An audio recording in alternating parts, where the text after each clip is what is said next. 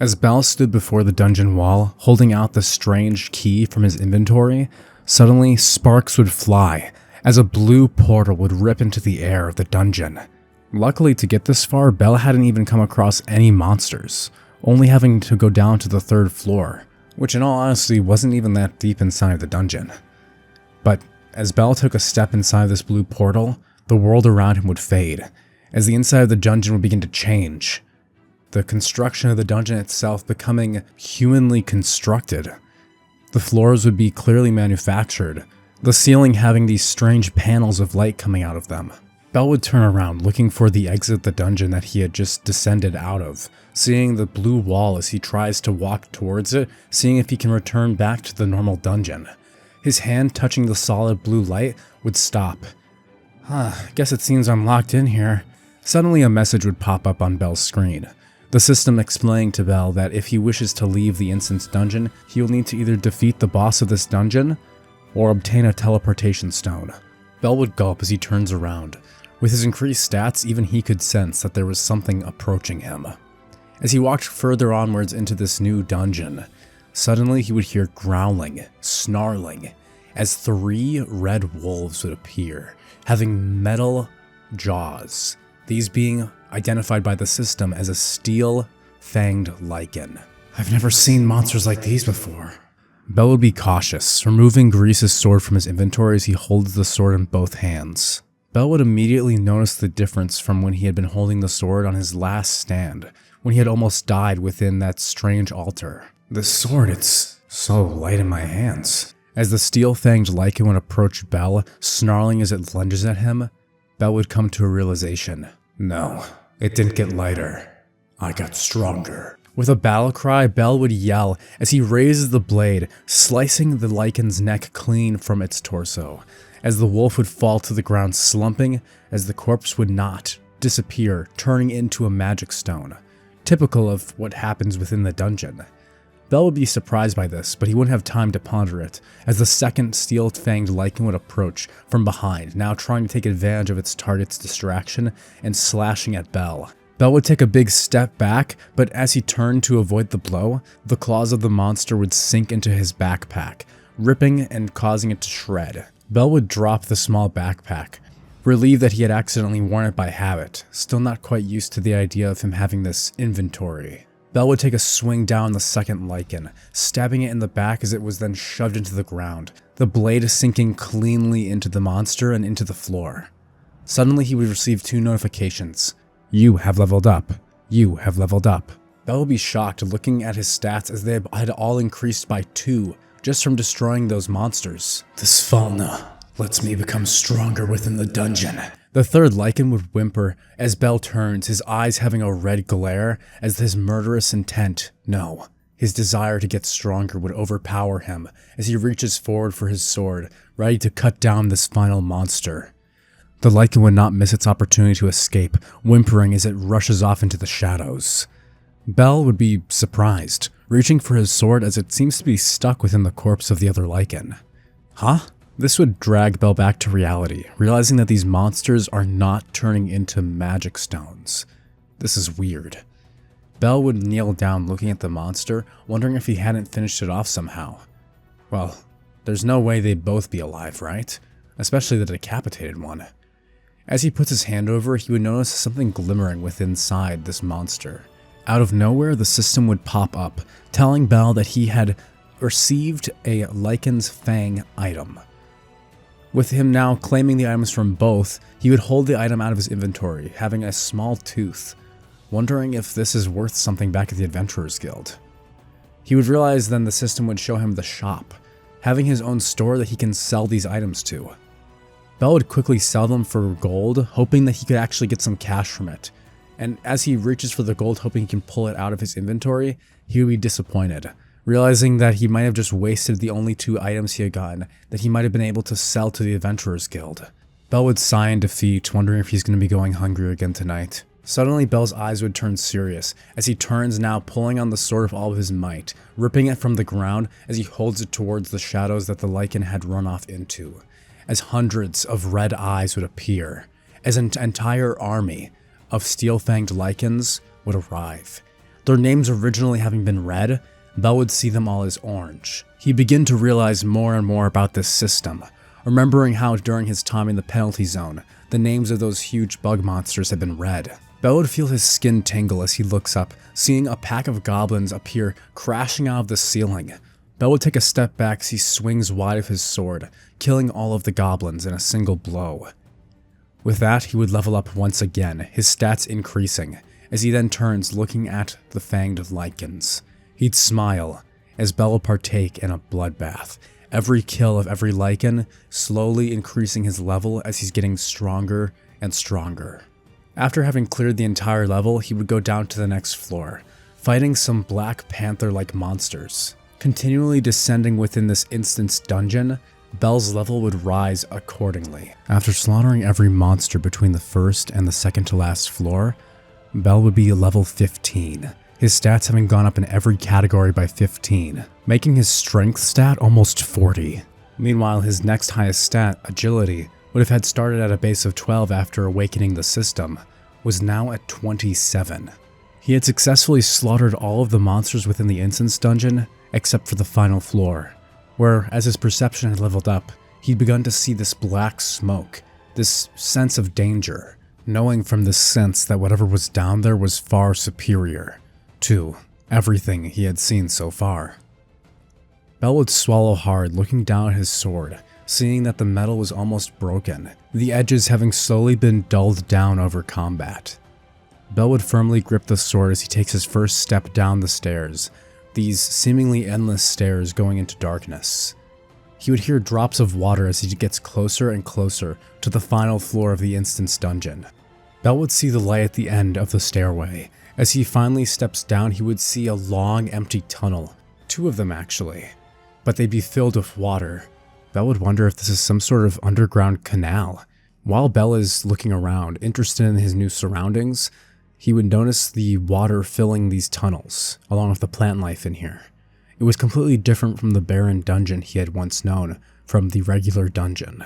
Bell would hear a ricochet of stone and metal, as the tunnels filled with water would begin to rush forward, a surge of tidal wave pushing against Bell and causing him to fly into one of these strange metal boxes, shattering through what he felt was glass. The blue blur that had caused this wave would appear, its eyes yellow like poison, its tongue flicking in and out. It would be a massive snake monster. It would be completely different from the other monsters he'd seen in this dungeon so far. Bell would get his bearings together, lunging back out the window and using his sword, slashing down on the huge snake-like monster's skin, its scales deflecting the blow as it continues writhing around the room, causing pillars to crumble and stone to fall into the water below. Bell would get flicked by its tail as he goes flying across the room, slamming into a stone pillar, causing it to crumble to dust under Bell's body and the pressure from Kasuka's blow. Finally, Bell would get a proper look, rubbing the dizziness from his head from getting sent blown into a wall, as he sees Kasuka with an orange name. As he sees this, he would realize that he has some hope left, that there's a chance that he can win this. This is my first step to get stronger. I'll keep leveling up. As Bell thinks this, the sword that had broken in 2 would fall from his hands as he clenches his fists, his eyes glowing with a deep crimson, his white hair flowing over his head as a purple aura would cover his body. Bell would charge forward, breaking the ground beneath his feet as he throws a punch at Kasuka. Barely doing any damage, Bell would grit his teeth as Kasuka tries to chomp down on Bell's arm. He would dodge out of the way, wrapping himself around the snake as he pulls his arms across the huge monster's body and begins squeezing tighter and tighter. Bell would scream with his entire heart and soul, "I've been getting stronger this whole time, and I've been putting every point into strength!" As he began squeezing, his arms would bulge up, his muscles tightening as Kasuka would writhe in agony. As its scales would begin to crack like ice, it would hiss out in a last gasp as Bell squeezes its neck, ending Kasuka's life. "Congratulations, you have defeated the dungeon boss." Bell would see on his screen, "You have leveled up, you have leveled up, you have leveled up, you have leveled up." Bell would have leveled up 4 times, now making him level 19. Bell would also eye the rewards, noticing that he had received something called Kasuka's Venom Fang. apparently a dagger-type weapon, and along with that, a vial of Kasuka's poison. Bell would be a bit scared, wondering why he would ever need poison for this. As he continues reading it though, he would notice that it would give a 45% physical damage reduction. Though honestly, Bell wasn't too keen on testing his poison resistance, so he would leave it in his inventory for now. The system would announce that the dungeon has been cleared as everything around him would begin to fade. Blue light now covering his eyes for a moment as he holds up his hand, now realizing he's touching the stone wall back on the 3rd floor of the main dungeon in Orario, outside of the instance dungeon. As if though it had never been there, the portal that he had walked into had disappeared, as Bell Cranel had cleared the instance dungeon. Bell will then go into rewards, opening up his inventory as he sees Kasuka's Venom Fang, an impressive dagger that would completely have blown Mr. Greer's sword out of the water. As Bell gripped the comfortable handle, he would look at the description for the item. Level of difficulty, C. Type, dagger. Attack, plus 25. That was plus 15 more points than the sword he had gotten. A dagger made from Kasuka's Venom Fang. Kasuka's venom still remains within it, thus causing paralyzation and bleeding when used upon an opponent. You may stash this item in your inventory or sell it at the shop. Effect, paralyze. The opponent will be paralyzed at a certain rate. Effect, bleed. The opponent will lose 7% health every second. As Bell gripped this high-quality dagger compared to the relatively cheap sword he had been using up till now, he'd smile, finally beginning to feel like an actual adventurer. Bell would smile as he looks out into the dungeon, wondering if he can actually take on the monsters here now, as he decides to go deeper down to the 5th floor of the dungeon. As he gets down there, he'd eventually start coming upon some monsters, specifically kobolds and goblins. This is when Bell would realize he had earned something else from the dungeon, the instance dungeon. A title. The title was called Wolf Slayer, and it made sure that his stats went up by 50% when fighting beast-type monsters. The dog-headed monster, a kobold, would have triggered this effect, causing his new title, Wolf Slayer, to activate. Bell would be faster than the kobold could even perceive. Honestly, it was kind of unfair, as he'd fly past it, swinging his dagger through the air, making a satisfying thunk sound, as the creature's head would fall to the ground of the dungeon, as the entire body would turn to dust, its magic stone thunking to the ground. Bell would walk over, casually picking up the stone and tossing it into the air before chucking it into his inventory, relieved that magic stones can actually be stored in the inventory. For the rest of the night, Bell would continue slaughtering kobolds and goblins. Bell wouldn't have even realized that he'd entered the 6th floor, where he'd come across a war shadow, a monster known as a newbie killer from the guild. It's a dark humanoid-shaped monster that has long arms, with 3 claws as sharp as knives. And it's the strongest monster that spawns on the 6th floor of the dungeon. Bell would hold up Kasuka's Venom Fang, clashing against the War Shadow's finger blades. Bell could easily keep up with its basic attacks, as it slashed almost mindlessly. He would dodge back and forth with ease, blocking any slashes to getting too close with Kasuka's Venom Fang. With one quick strike, he'd jab in the chest, as he would see with the system that the effects had actually worked. With Paralyze and Bleed working on the monster, Bell would finish it off, receiving a satisfying reward as it actually had an item drop of one of its finger blades. After killing all those goblins and kobolds along with this war shadow, Bell would have once again leveled up 2 times, pushing him to level 21. Since I get a status recovery every time I level up, couldn't I just keep going down? How far down should I go? Bell would quickly shake his head saying, "No, I've been down here for too long. I've gotta go back." Bell would put Kasuka's Venom Fang into the inventory. Just as he did, another goblin would come charging out of the wall, just spawning and trying to attack Bell. Without even looking, he'd throw his fist out, eviscerating the goblin, its head turning to paste as it pops into another magic stone. Bell would grab it, now looking as he has accumulated 30 magic stones, thinking that tonight is going to be a feast, and he can finally pay back Mamma Mia. And with that, Bell would walk out of the dungeon casually, holding Kasuka's Venom Fang. Why would he do this? Well, camouflage. The guild only can check so many adventurers coming in and out of the dungeon. Why bother wasting their time on checking someone who has clearly an advanced piece of gear? Bell with this knife and dagger would already look like an accomplished adventurer, being able to afford such an expensive looking dagger, so no one would even bat an eye as he walks out of the dungeon, with him still not being recognized in general by Orario. Having reached level 21, Bell would feel greatly accomplished. Around 4 days would pass since then, with Bell continuing to have done the daily quests and have entered the dungeon every single day. Unlike Jinwoo from the original Soul Leveling, who had to wait for gates to appear to book them, Bell has the luxury of being able to enter the dungeon whenever he wants to, so long as he continues to dodge being checked by the guild and would be hence sent away from the dungeon. So within these 4 days, I would say it's fair that Bell reaches level 25, not wanting to push himself too deep when he's still getting used to this level of strength. However, as Bell had been getting stronger so quickly, his appearance would have been changing as well, with him getting taller, even looking older, as his body would have developed to match the abilities that he had gained. Even Bell would be impressed, wondering when he got this six-pack. Bell would smile, getting a flashback to the night that he had first come back from the Instance dungeon.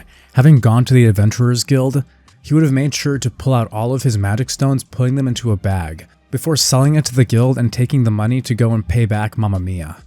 Bell had ate really good that night, having sold so many magic stones. However, something Bell had noticed is that as he'd been fighting in the dungeon more frequently, he was getting less and less experience from fighting these weaker monsters, with all of the monsters from the 1st to 6th level now having white names instead of the orange ones that he was used to. Bell would sigh, wondering if he needs to actually go deeper to accomplish anything. But everything that he's thinking is pointing against common sense, with the Adventurer's Handbook telling him that he's supposed to be staying to the first couple levels until he can level up, unless he is part of a larger familia. But Bell is by far stronger than the average adventurer, making him again wonder what this system really is and if it's really a Falna or something else entirely. But regardless, Bell would be visiting the hostess of fertility for dinner when Seer would ask him out on a date, asking him if he would be willing to accompany her to Monsterphilia, aka Monster Festival, the festival held by the Ganesha Familia every single year. Bell would be shocked, having been asked out on a date. He'd be a little surprised, asking, "You want to go out with me?" Seer would be blushing, looking to the right and left, saying, yeah, if you don't mind." And so Bell would agree, with him being the first one picked up outside of a dungeon, and actually would attend the festival. While he's out with Seer having a good time, he would come across several gods and goddesses. As Bell had been leveling up, he noticed that his sense of how strong people are has increased, being able to sense the aura around people. The gods, however, felt completely different. It was as though they had a lack of presence. Their entire being seemed to be gone, as if though their presence wasn't there at all.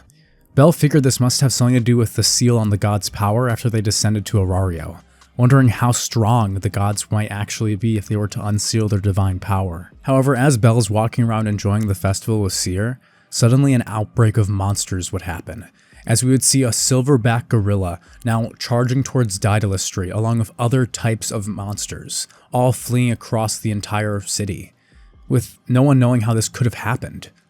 The Ganesha family would ask the other adventurers for help, with Bell turning to Seer and asking if it's alright if he helps them out. Seer would make a jokingly bummed out face, saying, "Aw, you're leaving me for some monster? Am I really that hideous?" Bell would quickly apologize, saying that's not what he meant at all, with Seer laughing, saying that he needs to lighten up a little. She'd push Bell to go for it as he thanks her, bowing and running off after the monster, as he makes it to Daedalus Street. People would be all around, cowering in fear, screaming as this monster began destroying their homes. Bell would yell out in a loud voice, saying, "Hey!" And the monster would turn, as suddenly, from where there had once been nothing, Bell would have pulled a dagger out of thin air. From afar, we can see Freya's perspective. Freya watching through a mirror, as we see her watching Bell's fight, with her smiling, saying his soul is such an interesting color. Freya would perceive a white, translucent soul, slowly inking into it with a dark purple color. She'd wonder what this type of soul could be. Seeing a split-colored soul? She'd never heard of it before. It was so interesting. She would tell Otar to keep an eye on this boy, interested in what this adventurer would accomplish. As Bell pulls out Casca's Venom Fang, the silverback would charge, using its chain like a whip as it throws it at Bell. Bell would easily dodge out of the way as he activates the dash skill, a skill that Bell had gained after clearing the Courage of the Weak quest, that increases his speed by 30% for 1 minute. With this, Bell would easily outblitz this gorilla as he dodges around high speed, jumping off of buildings like a blur, like a white flash of light, He'd cut through the air as he slices off one of the arms of the gorilla, with his bleed and paralyze effect affecting the creature as it roars out in pain. By the time the Loki familia would arrive, Eyes would be watching, her eyes glimmering as she sees this incredible adventurer, wondering who this could be. Beta would then show up behind her, smelling the air as he says, "Huh? It's that guy we saved last week who went off crying. How is he?" Bell would be toying with the silverback gorilla, slicing through its now paralyzed form as he runs up its arm, chopping its head off as the creature falls to the ground before transforming into a large magic stone. As Bell stands up, now the wind blowing his hair out of his face, his entire aura would be different. Beta would even notice it. It was so extreme, how could you not? His form, his entire figure, he was taller by like a foot. Though considering how young Bell was, growth spurts weren't exactly uncommon. But over a week? That's impossible. Bell would flick his eyes upward, his crimson red eyes meeting Eyes Wallenstein's golden glimmer. Bell would call out, asking if it's alright if he leaves this to them, leaving the magic stone on the ground as he then begins to head back to where Seer was. Beta would growl, eyes watching, as he runs forward, hitting the ground running as he slams his hand on Bell's shoulder asking, "Hey, how the hell did you get so strong?" Bell would turn, his eyes filled with a coldness as he looks at Beta, asking him to remove his hand, saying someone's waiting for him. As Beta's about to get pissed off and start a fight here, Eyes would intervene, telling Beta to knock it off as she continues watching Bell. Bell would turn, his eyes returning from that cold stare as he begins walking off into the distance, disappearing behind an alleyway. However, he couldn't find Seer anywhere. He would look all over for her, trying to sense her presence as he closes his eyes, but would be unable to find her. It's at this point that Bell realizes something. Is Miss Seer actually a goddess? She must have her reasons for hiding it. I guess I won't say anything for now. With this idea in mind, he would search for that empty gap that goddesses and gods have in his psyche when he uses his searching ability with sense. He'd eventually find her, as he walks up to Seer smiling, saying, "Hey, Seer, everything turned out okay. Were you alright?" Seer would blush seeing how dashing Bell was, with her even admitting that it felt like no time had passed at all. Bell would have a big smile on his face, with Seer asking him what happened. Bell would smirk, saying that he just felt like he got a little bit of payback. With him having leveled up after taking out the silverback, he was now level 26. And with that, Bell was definitely planning to head deeper into the dungeon. When Bell headed to the Adventurers Guild the next day, Aina, the same one who had found him after he had first achieved this Falna, would be the one at the front tab. Bell would walk in, but apparently she didn't recognize him, with his appearance having changed so drastically. Bell would ask, intentionally even lowering his voice more than it had already become, asking, "Excuse me, I was actually looking to see if there was any armor recommendations from the guild, or how I could procure some. I'm thinking of going deeper into the dungeon with my familia." "Oh, nice to meet you. Do you have a receptionist who's responsible for you?" Bell would shake his head, now trying his best to play it cool. Aina would put a finger on her chin, wondering, "Where have I seen this guy before?" Aina would ask what his budget was, with him procuring a giant bag of gold coins, with her wondering where the heck that had come from, saying that he'd been working for quite a while now. Aina would recommend Bell to look at the Hephaestus Familia, with their gear always being top-notch. Bell would laugh nervously, once again now having to broach the topic, as he then would procure Casca's Venom Fang, showing her that while he still had a pretty good weapon, he wasn't exactly sure on what type of armor would be best suited for him, asking if maybe she would have any recommendations. Aina would smile, for some reason feeling familiar with this person, with Aina telling Bell to meet her the next day in front of the Adventurers Guild. While she wasn't sure why, Aina would have dressed up for far more than usual for her usual work just to meet with this adventurer. Bell would compliment Aina, with her blushing, wondering why this adventurer has so much riz. But regardless, the two would head to the Hephaestus Familia's shops, where Bell would look at the extreme price tags of his jaw dropping, saying there's no way he can afford anything like this yet, asking if there's anything a little cheaper. Aina would laugh, saying that's not the stuff she was looking at, telling him to come with her as they head to the top of the tower, where there would be all these open markets. It seemed that apparently early joiners of the Hephaestus Familia would sell their wares to try and gain notoriety from a powerful adventurer.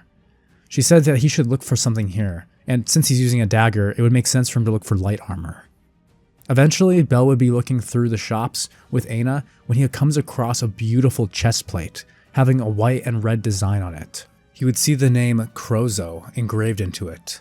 In the shop, there'd be a customer arguing with the front of the shop attendant. He'd have red hair and be carrying a broadsword on his back. While Aina was around looking at other shops, Belle would walk to the front carrying a box of goods, specifically from this Crozo guy, really interested in the fit of it. He would say, excuse me? Is there any larger pieces from this Crozo guy? This stuff would have used to fit me, but I would really like something a little bigger. This is when the man with the red hair would turn, seeing that he's carrying a box of armor, and would smile with a grin, saying, "Hey there, mister. You're looking to buy some armor from Crozo, huh? Well, you're lucky because you're looking right at him." Welf would turn, looking at the shop owner, pulling his eyelid down and sticking his tongue out, as he tells Belle to put that crap down.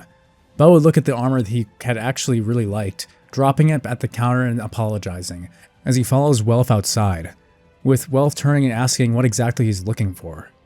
Belle would explain he'd really love some light armor like that, but unfortunately the chest piece doesn't actually. He gestured down, looking at his larger body. Welf would comment saying, "Well, you're pretty big, so why don't you go for full heavy plate?" Belle would explain, pulling out his dagger, as Welf's eyes would light up, amazed at this weapon. "Is that a magic weapon? I sense something for it, but I've never seen anything like this before, man." Welf would be impressed and curious, wondering what blacksmith could have potentially made this dagger. He'd smile, telling Belle that, "You know what, I'll cut you a deal. I'll make you custom light armor for your size and build if you'll take me with you and let me be your adventuring partner. How's that sound?" Belle would be a little shocked, with Welf saying that he needs to hit level 2 in order to be recognized by Lady Hephaestus. He would explain to Belle the situation, with him wondering if Belle would fight with him and would join his party. Belle would cover his mouth, wondering if that might actually be less efficient. As he looks at Welf's glowing face though, he'd feel bad, with him saying, "Until you hit level 2, we can be a party." Welf and him officially would give each other a handshake, with Welf planning a meeting with Belle within a week, saying to give him until next week to finish creating the armor. Belle would meet back up with Aina, explaining what had happened, saying he'd actually met someone who was planning to join his, who he was planning to buy armor from. Aina would have gotten a gift for this nameless adventurer. With her pulling out this screen guard for his arm, she laughed, saying it might be a good thing I actually bought this, now that you have somewhere to put your dagger. Belle would laugh casually, as he doesn't want to reveal his inventory system or anything, saying he'll use it carefully, placing Kasuka's Venom Fang inside of the green guard with the handle sticking out of the back.